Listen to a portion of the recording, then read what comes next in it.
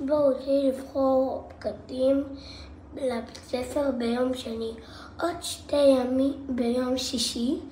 עוד 2 ימים אני מסיימת בית ספר. אז בואו נתלבש.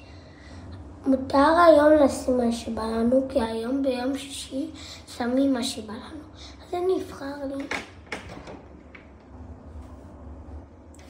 יש לי בגדים חדשים, אני לא יודעת מה לשים. אני אפתח את המקום השני.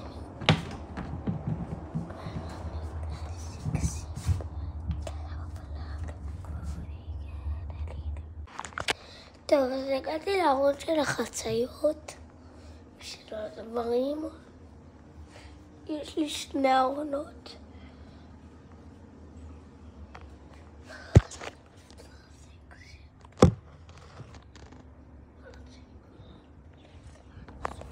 ואני עכשיו מראה לכם את הארון השני.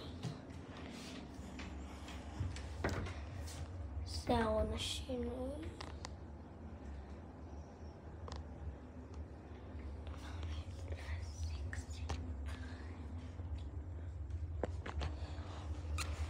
טוב, אני בוחרת לי, נראה לי